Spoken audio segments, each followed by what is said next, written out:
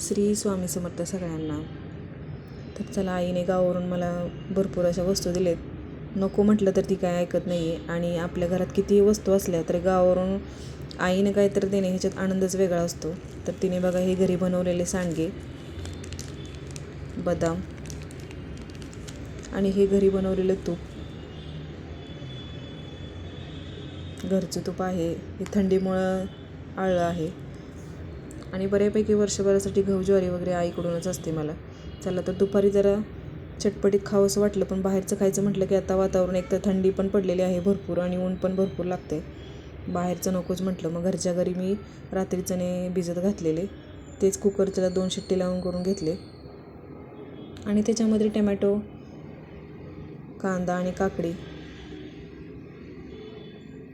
मस्त असे टाकून घेतले. घरच्या घरी म्हटलं जरा चटपटीत काहीतरी बनवूया.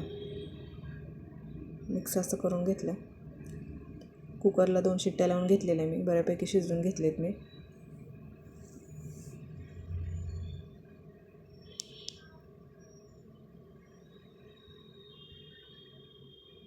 आणि आपल्याकडे ज्या वस्तू आहेत काय, मसाले म्हणजे गरम मसाला, जिरेपूड, चाट मसाला. गरम मसाला तर नव्हता माझ्याकडे. चाट मसाला, जिरेपूड आणि लाल तिखट, मीठ आणि कोथिंबीर.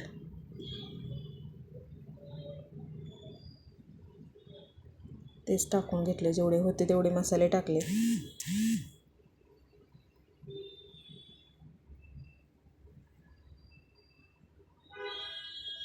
आणि कोथिंबीर. दिसायला तर खूप छान दिसते हे.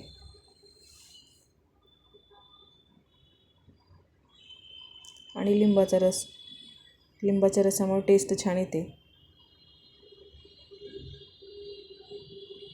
मस्त दिसते दिसायला, तर टेस्ट पण छानच असणार आहे.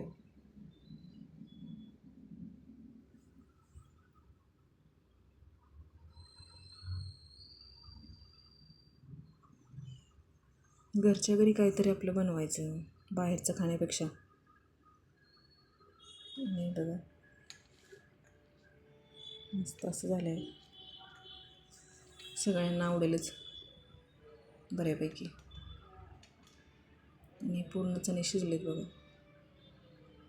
चला, तर सकाळी लादी वगैरे मी काही पुसले नव्हते. थंडीमुळं सकाळचं काही नको वाटते करायला, पण संध्याकाळी तर म्हटलं पुसावे. दुपारचे टाईम होतं, सगळं काम झालेलं. म्हटलं आता लादी पुसून घेते, ऊन बऱ्यापैकी पडले म्हटल्यानंतर. कारण सकाळचं पाण्याचं काम म्हटलं की नकोच. थंडीच एवढी आहे, नकोच वाटते करायला. स्वेटर तर अंगातून निघतच नाही आहे. चला तर असो, बाय.